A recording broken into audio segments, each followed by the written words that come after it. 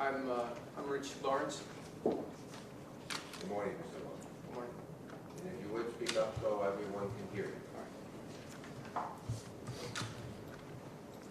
Brian, as I sat down to write this statement, I knew I had to choose my words carefully, because these are the last words I'm going to speak to you.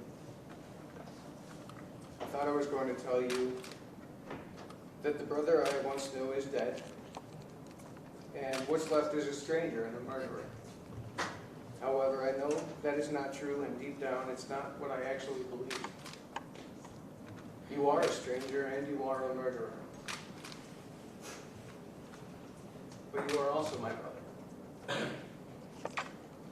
You didn't turn into someone else, you weren't possessed, and you weren't acting against your will.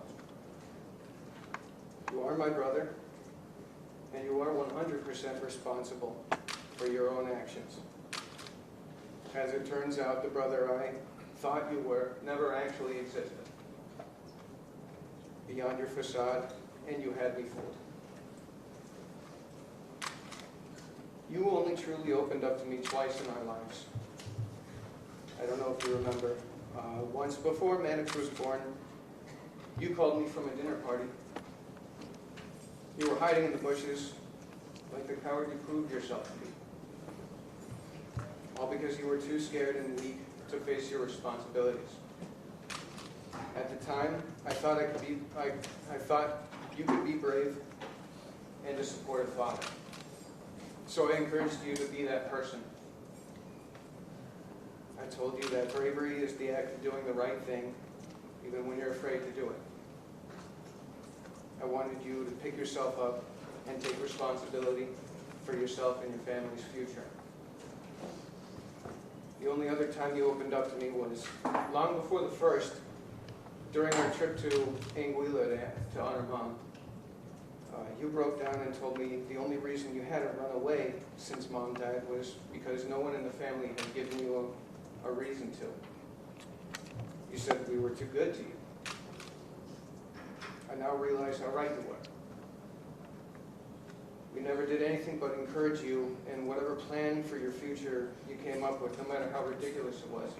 And you had a lot of them. This happened far too often. I encouraged you because I wanted you to pick a direction and stick with it.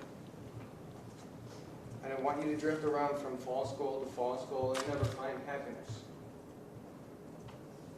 When you called me to tell me Morgan was pregnant, I was so proud of you for choosing to stay in the picture. I felt that Morgan and Maddox were the future that you were looking for.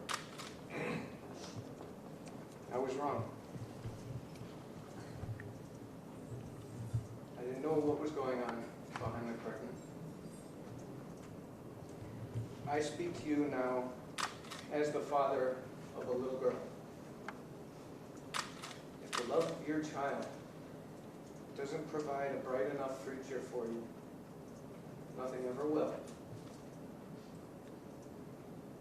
Maddox loved you. She trusted you. And she followed you into those woods. She was punished because of your weakness. You were never a father. That title is reserved for protectors and selfless men. You are neither. You will not hear words of encouragement from me, not anymore. You, my brother, will live the rest of your life knowing that you murdered your best shot at true happiness.